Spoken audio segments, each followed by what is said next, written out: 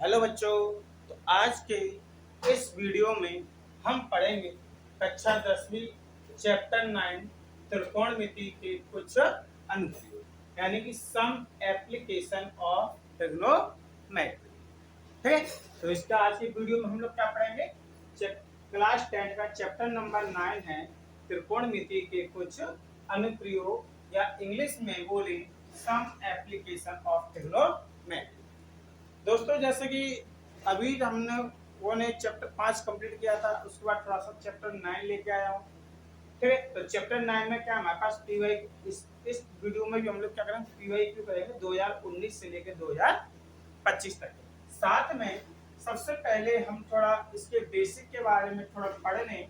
इस चैप्टर का थोड़ा सा बेसिक क्या है, क्योंकि बेसिक से इसके आपके जो मल्टीपल चॉइस क्वेश्चन होते हैं, वस्तुनिष्ठ प्रश्न, उसमें आपका एक प्रश्न अवश्य आता है। तो जब पूछे, देखिए, समझें। अपना पहला प्रश्न है कि क्षैतिज स्तर, हम लोग जानेंगे कि क्षैतिज स्तर या हॉरिजॉन्टल लाइन क्या है। तो मैं आपको थोड़ा एक डायग्राम के थ्रू आपको समझाना चाहता हूँ कि जैसे सपोज दैट ये कोई प्रेक्षक है, ये कोई प्रेक्षक है और यहाँ पे क्या है, कोई एक वस्तु रखी हुई है। ये प्रेक्षक है और ये यहाँ पे क्या है, कोई एक वस्तु रखी हुई है। तो जब प्रेक्षक इस वस्तु को देखता है, तो जब प्रेक्षक इस वस्तु को देखता है, तो प्रेक्षक और वस्तु के बीच जो लाइन बनती है, जो हॉरिजॉन्टल लाइन बनती है, हॉरिजॉन्टल लाइन, जिसको हम लोग बोले कौन सी, क्षैतिज रेखा। कौन सी, क्षैतिज रेखा। तो प्रेक्षक और वस्तु के बीच में जो हॉरिजॉन्टल लाइन है, क्षैतिज रेखा बनती है, वो क्षैतिज रेखा ही हमारी क्या कहलाती है, दृष्टि रेखा कहलाती है। समझ में आया? क्या बताया, ये हमारे पास कोई प्रेक्षक है। प्रेक्षक मतलब कोई व्यक्ति है, जैसे सपोज मैं ही मान लूं, जब मैं ही मान लूं मतलब मैं यहाँ पे खड़ा हूँ और यहाँ से मैं खड़े होकर किसी वस्तु को देख रहा हूँ, तो यहाँ से मेरी आंखें और वस्तु के बीच में जो लाइन बन रही है, जो एक क्षैतिज रेखा जो बन रही है, वो क्षैतिज रेखा हमारे पास क्या कहलाएगी, हॉरिजॉन्टल लाइन, मतलब एक क्षैतिज स्तर कहलाएगा। तो ये वाला स्तर क्या कहलाएगा, क्षैतिज स्तर कहलाएगा। अब उसके बाद बेटा दूसरी जो बात आती है हमारे पास, वो आती है हमारे पास दृष्टि रेखा। दृष्टि रेखा जिसे इंग्लिश में हम लोग बोलते हैं लाइन ऑफ साइट। इंग्लिश में क्या बोलेंगे, लाइन ऑफ साइट। अब लाइन ऑफ साइट क्या होता है, कि जैसे कि मतलब कि कोई दृष्टि रेखा है। अब वस्तु यहाँ पर रखी हुई और यहाँ से हम जब इस वस्तु को देखेंगे, तो सेम वही वाली है कि प्रेक्षक और वस्तु, प्रेक्षक और वस्तु, प्रेक्षक और वस्तु के बीच जो लाइन बन रही है, प्रेक्षक और वस्तु के बीच में जो लाइन बन रही है, वो कौन सी लाइन कहलाएगी, लाइन ऑफ साइट। प्रेक्षक का मतलब क्या होता है, ऑब्जर्वर। SER, प्रेक्षक का मतलब होता है क्या, ऑब्जर्वर। ठीक है। जब किसी ऑब्जर्वर और मैटर मतलब वस्तु के बीच में जो लाइन बनती है, वो लाइन हमारे पास क्या कहलाती है, लाइन ऑफ साइट, यानी कि दृष्टि रेखा कहलाती है। समझ में आया? अब तीसरी बात हमारे पास जो मोस्ट इंपोर्टेंट आता है बनने के लिए, वो आता है उन्नयन कोण, यानी जिसे इंग्लिश में बोलते हैं angle of elevation. Angle of elevation. तो एंगल ऑफ एलिवेशन क्या कहता है कि जब प्रेक्षक और वस्तु, या मैं बोलूं कि लाइन ऑफ साइट और horizontal line, line of site और हॉरिजॉन्टल लाइन के बीच जो कोण बनेगा ऊपर की तरफ, वो हमारे पास कौन सा कोण कहलाएगा, उन्नयन कोण या एंगल ऑफ एलिवेशन कहलाएगा। समझ में आया कि एंगल ऑफ एलिवेशन या उन्नयन कोण क्या कहलाता है, कि हॉरिजॉन्टल लाइन के ऊपर, हॉरिजॉन्टल लाइन के ऊपर और लाइन ऑफ साइट के बीच में जो एंगल बनेगा वो एंगल हमारे पास क्या कहलाएगा, उन्नयन कोण, यानी कि एंगल ऑफ एलिवेशन कहलाएगा। ठीक है, समझ में आया। अब इसके बाद हमारे पास अगला जो आता है वो हमारे पास आता है कौन सा, अवनमन कोण, जिसे बोलते हैं आप angle of depression, angle of depression.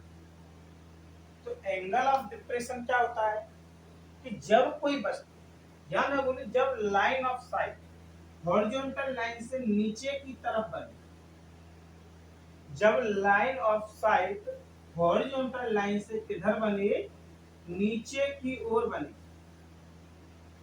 Line of site, जब line of site horizontal line से नीचे की तरफ बने, तब इन दोनों के बीच, हॉरिजॉन्टल लाइन और लाइन ऑफ साइट के बीच जो एंगल बनेगा वो एंगल हमारे पास क्या कहलाएगा, अवनमन कोण कहलाएगा।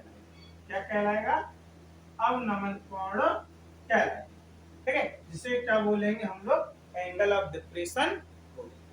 उम्मीद करता हूँ आपको ये चारों चीजें समझ में आई होंगी। एक बार हम थोड़ा फटाफट से रिवीजन कर लें कि क्षैतिज दृष्टि रेखा, उन्नयन कोण और अवनमन कोण क्या होता है। क्षैतिज रेखा क्या होती है कि जब प्रेक्षक यानी ऑब्जर्वर और वस्तु के बीच में एक सीधी हॉरिजॉन्टल लाइन बनती है, एक क्षैतिज स्तर पर एक जो लाइन बनती है वो लाइन क्या कहलाती है, क्षैतिज रेखा या हॉरिजॉन्टल लाइन कहलाती है। ठीक है, ठीक है। अगला आता है दृष्टि रेखा। अगला क्या आता है, दृष्टि। अब दृष्टि रेखा क्या होती है कि कोई वस्तु रखी हुई है और एक कोई ऑब्जर्वर है, वस्तु और ऑब्जर्वर के बीच ऊपर की तरफ जो एंगल बन रहा है, मतलब जो लाइन बन रही है, वो लाइन हमारे पास क्या कहलाएगी, लाइन ऑफ साइट कहलाएगी। ठीक है, अब आगे क्या हुआ है, क्या है, अब अगला आता है उन्नयन कोण। तो उन्नयन कोण हमारे पास क्या कहता है, क्या कहलाता है उन्नयन कोण की हम बात करें कि जब line of site horizontal line से ऊपर की तरफ बने, जब हॉरिजॉन्टल लाइन और लाइन ऑफ साइट जब ये ऊपर की तरफ बने तो उन दोनों के बीच में जो एंगल बनेगा वो कौन सा एंगल कहलाएगा, उन्नयन कोण कहलाएगा। अगला आता है अवनमन कोण। अवनमन कोण क्या होगा, जब हॉरिजॉन्टल लाइन के साथ ये लाइन ऑफ साइट नीचे की ओर बनेगी उस समय जो कोण बनेगा क्या कहलाएगा, हमारा अवनमन कोण या एंगल ऑफ डिप्रेशन कहलाएगा। चलते हैं इसके साथ थोड़ा सा, इसके साथ हम थोड़ी सी चीजों को मुख्य रूप से और देखेंगे। जो मुख्य रूप से होता है आपका tan 30 का मान, तो tan 30 का मान बेटा याद रखना है। tan 30 का मान इसमें क्या होता है, 1/√3। tan 30 का मान कितना होगा, 1/√3। इसके बाद याद रखना है आपको tan 45 का मान। tan 45 का मान कितना होता है, 1। इसके बाद याद रखना है आपको tan 60। tan 60 का मान कितना होता है, √3। आपको मुख्य रूप से ये 3 मान और याद रखना। दोस्तों चलिए स्टार्ट करते हैं प्रश्न क्रमांक पहला।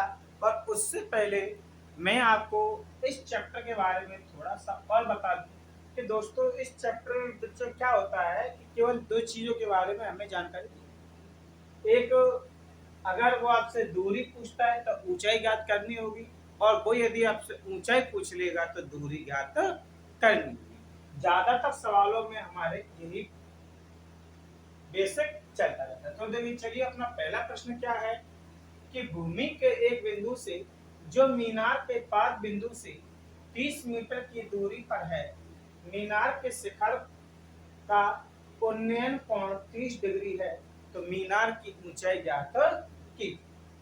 ठीक है, तो चलिए हम लोग क्या करते हैं, सबसे पहले हम लोग एक मीनार को मानेंगे कि सपोज दैट मैंने ये माना कि ये हमारे पास क्या है, एक सीढ़ी मीनार है और यहाँ पे कोई एक बिंदु है, मीनार मैंने मान ली ए भी एक मीनार है, और बिंदु बी से जो सी की बीच की जो दूरी है वो कितनी है, 30 मीटर।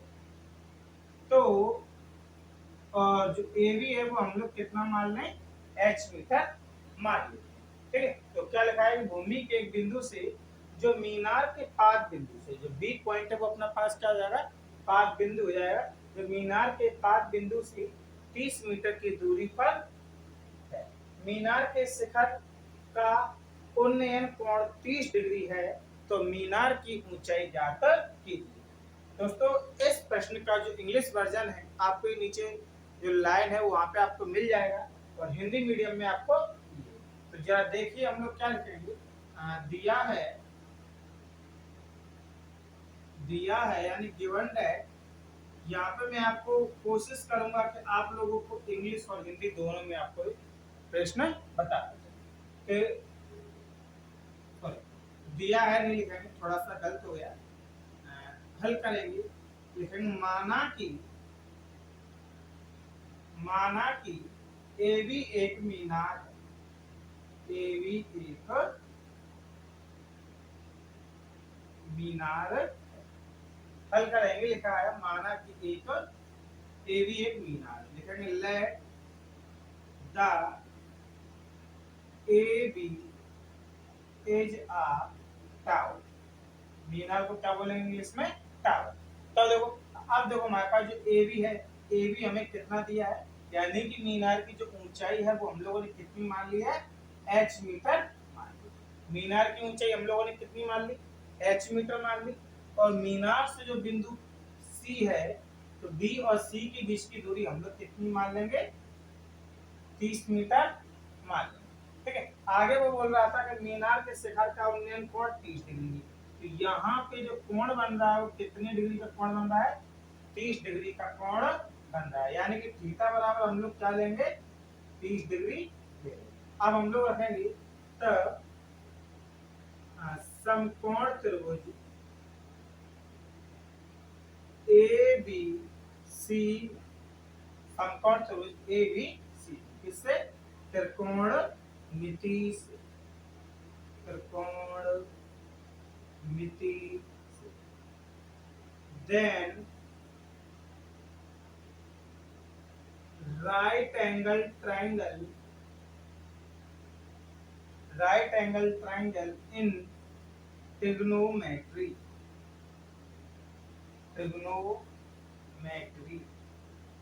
ठीक है। तो ट्रिग्नोमेट्री के जो हम लोग लेंगे, तो हम जरा एक चीज देखें कि tan थीटा में जो चैप्टर नंबर जो 8 है, चैप्टर नंबर 8 में हमारा दिया है लाल बटे कक्का। लाल बट्टे कक्का को याद रखो, तो लाल बट्टे कक्का क्या है, ये हमारे जो ट्रिग्नोमेट्रिक जो रेशियो होते हैं, त्रिकोणमिति जो अनुपात होते हैं, त्रिकोणमिति अनुपात को ज्ञात करने का तरीका है।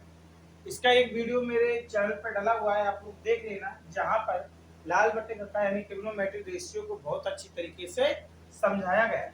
अगर आप चाहते हो तो उसकी जो लिंक है वो मैं आपके डिस्क्रिप्शन में डाल दूंगा, वहां पे जाकर आप इस वीडियो को आसानी से देख सकते हैं। तो जैसे कि यहाँ पे अगर मैं पढ़ूं, यहाँ पे लिखते हैं sine theta, cos theta, tan theta, cot theta, sec theta और कोसेक थीटा। तो टेन थीटा बराबर हमें क्या मिल जाएगा, लंब बटे आधा।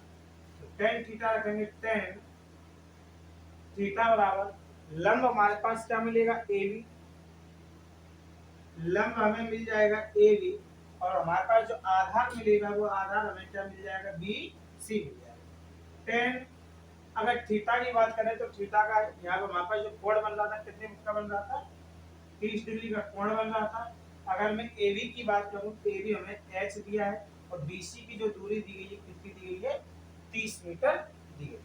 अच्छा, अब जरा देखें, अब हम आगे क्या करेंगे, यहाँ पे हम लोग क्या करेंगे कि tan 30 का मान रखेंगे। तो देखो tan 30 का मान के लिए मैंने आपको बताया था कि tan 30 का हमें कितना मान रखना है, 1/√3। tan 30 की जगह पर रखेंगे 1/√3 बराबर h/। अब यहाँ पे हम लोग क्या करेंगे, कैची गुणा करेंगे, क्रॉस मल्टीप्लिकेशन, h का √3 में गुणा करेंगे, तो ये हम लोग रखेंगे √3h बराबर, और 30 का 1 में मल्टीपल करेंगे तो ये आएगा 30 एकड़, √3 को अपॉन में लेके जाएंगे यानी 30/√। अब हम लोग यहाँ पे क्या करेंगे, हर का फलनीकरण, घर का परिधि जिसको बोलते हैं rationalisation, RETIONELIZETION, rationalisation of denominator. ठीक है, रेशनलाइजेशन ऑफ डिनोमीटर। तो रेशनलाइजेशन ऑफ डिनोमीटर जब हम करते हैं तो कैसे करते हैं, जैसे कि हमारे पास 30/√3 रखा है, तो हर में हमारे पास जो संख्या होगी उस हर का हम लोग क्या करेंगे, अंश में और हर में क्या कर लेंगे, मल्टीप्लाई कर लेंगे। जब हम मल्टीप्लाई करेंगे तो हमें क्या मिलेगा, ऊपर का जब आपस में गुणा करेंगे तो ये मिल जाएगा 30√3, और यहाँ पे अपन √3 का √3 से गुणा करेंगे तो कितना मिल जाएगा, 3 मिल जाएगा। और 3 का भाग देंगे 30 में कितनी बार जाएगा, 10 बार जाएगा, यानी h बराबर कितना मिलेगा, 10√3 हमें मिल गया। यानी कि हम लोग कहेंगे अतः मीनार की जो ऊंचाई है वो हमें कितनी मिली, 10√3 मीटर। अतः मीनार की ऊंचाई h बराबर कितनी, 10√3 मीटर। इसमें लिखेंगे hence the height of tower कितना, 10√3। उम्मीद करता हूँ दोस्तों सवाल आपको समझ में आया होगा। इसके बाद देखते हैं, चलिए अगला क्वेश्चन इसी प्रकार से हम लोग कैसे करते हैं। तो चलिए दोस्तों अगला प्रश्न क्या लिखा है, प्रश्न क्रमांक ये 2 है, मैं प्रश्न क्रमांक 2 डाल दूं। लिखा है कि भूमि के एक बिंदु से जो मीनार के पाद बिंदु से अब कितना है, 25 मीटर की दूरी पर है। ठीक है, और मीनार के शिखर का उन्नयन कोण कितना है, 60 डिग्री है। तो हमें क्या करना है, मीनार की ऊंचाई ज्ञात करनी। सवाल की देखा जाए तो ये वाला सवाल आपके सन 2024 और 2024 की जो सप्लीमेंट्री का जो एग्जाम हुआ था उसमें आपका ये वाला सवाल पूछा गया। ठीक है, तो लिखेंगे कैसे, माना कि ए भी एक मीनार, मतलब जो हमने अभी लास्ट क्वेश्चन में लिखा था लगभग लैंग्वेज हमारी वही रहेगी, लैंग्वेज हमें ज्यादा चेंज करने की जरूरत नहीं। क्या लिखेंगे, माना कि ए भी एक मीनार है, तो let the A B is a tower. अब ए बी की जो ऊंचाई है वो हम लोग कितनी मान रहे हैं, एच, और बी सी बराबर, अब हमें बी सी 30 की जगह पर कितना दे दिया उन्होंने, 25 दे दिया है। ठीक, और जो थीटा का एंगल था पहले 30 डिग्री दिया था, अब उन्होंने एंगल कितना दे दिया है, 60 डिग्री दिया है। तो हम लोग फिर से लेंगे, तो समकोण त्रिभुज ए बी सी में त्रिकोण then right angle triangle in trigonometry. कैसे, कि tan थीटा बराबर ए बी बटे बी सी, तो tan, अब थीटा की जगह पे हम लोग रखेंगे 60 और ए बी की जगह पे रखेंगे h, और बी सी की जगह पे हम लोग रखेंगे कितना, 25। आगे हम लोग करें तो tan 60 का मान कितना होता है, √3, और ये हो जाएगा h बटे 25। नीचे के मान का हम लोग कैंची गुणा करेंगे, तो h बराबर, तो 25 का √3 में क्रॉस गुणा कर देंगे तो आंसर आ जाएगा 25√3। लेकिन अतः मीनार की ऊंचाई h बराबर 25√3 मीटर। ठीक है, उम्मीद करता हूं बच्चों आपको ये वाला सवाल समझ में आया होगा।